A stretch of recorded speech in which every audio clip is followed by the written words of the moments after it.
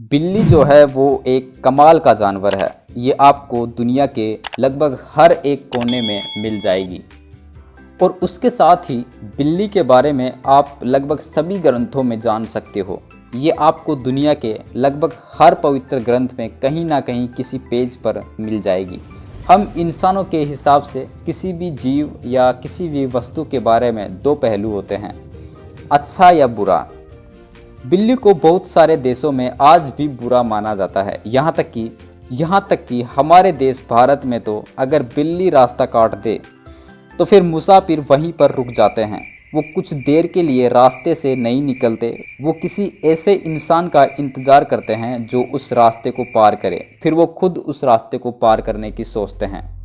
और हाँ, अगर कोई काली बिल्ली रास्ते को काट दे तो फिर भाई कुछ ज़्यादा अंधविश्वासी लोग तो रास्ता ही बदल देते हैं।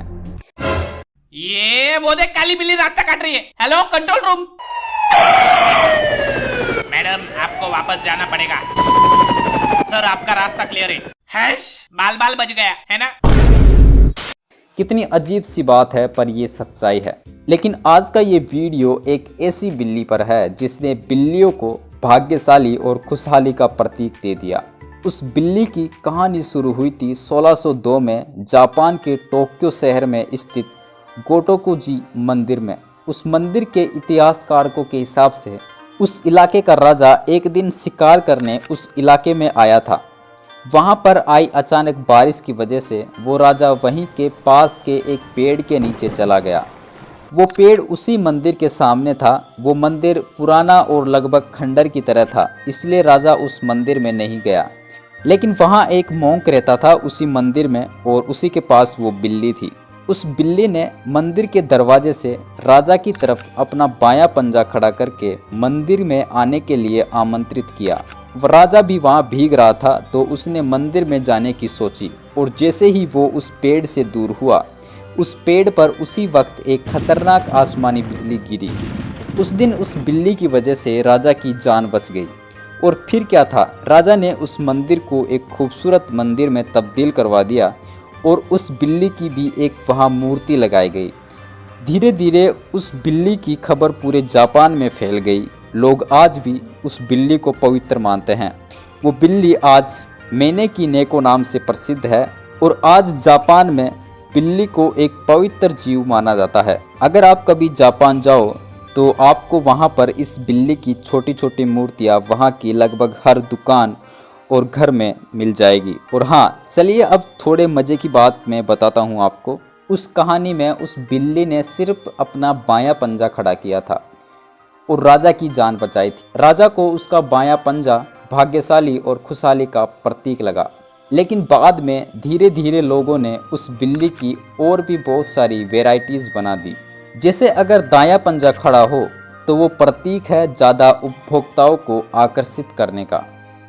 उसके अलावा उस बिल्ली को अलग अलग कलर के हिसाब से भी बांटा गया है, जिसमें सफ़ेद रंग पवित्रता, काला रंग बुरी आत्माओं से बचने के लिए, नीला रंग आज़ादी, लाल रंग प्यार और सुनहरा रंग धन दौलत के लिए है। उसके अलावा जापान के एक होटल के बाहर दिन में बाहर एक विशेष समय अंतराल पर भारी भीड़ लगी रहती है एक बहुत बड़ी बिल्ली को देखने के लिए। उस होटल पर दरअसल एक बहुत बड़ी 3D स्क्रीन लगी है, जिसमें ये बिल्ली ऐसे दिखती है जैसे कोई असली बिल्ली हो। समय समय पर ये बिल्ली आवाज़ें भी निकालती है। देख रहे हो टेक्नोलॉजी कितनी एडवांस हो गई है। चलिए, ये बात तो अलग है, लेकिन मैं अभी भी उस बात पर गौर कर रहा हूँ कि आखिर उस बिल्ली को ये बात कैसे पता चली कि यहाँ अभी बिजली गिरने वाली है। अब इसके सिर्फ दो ही कारण हो सकते हैं। या तो वो एक मामूली सी घटना थी जिसमें बिल्ली ने ऐसे ही अपने कान खुजाने के लिए अपना पंजा खड़ा किया होगा, राजा को लगा होगा कि वो बुला रही है, या फिर शायद बिल्ली को पहले से ही आभास हो गया होगा कि यहाँ बिजली गिरने वाली है। अगर इन दोनों मामलों को साइंटिफिक तौर पर देखा जाए तो पहले मामले में कोई सोचने वाली बात नहीं है। ऐसा हो सकता है कि उसने पंजा कान खुजाने या सिर खुजाने के लिए खड़ा किया हो। और दूसरे मामले की अगर हम बात करें तो जानवरों को ऐसी प्राकृतिक घटनाओं के बारे में पहले से ही पता होता है। मतलब सिर्फ कुछ देर पहले से पूरी दुनिया में ऐसे मामले कई बार देखे गए हैं जब कोई भूकंप या सुनामी या फिर कोई प्राकृतिक घटना घटित होने वाली होती है, पशु पक्षियों में भड़दंग मच जाती है। एक बार इंडोनेशिया में सुनामी आने के 10 घंटे पहले जंगल के सभी हाथी ऊंचे पहाड़ी इलाकों पर चले गए थे।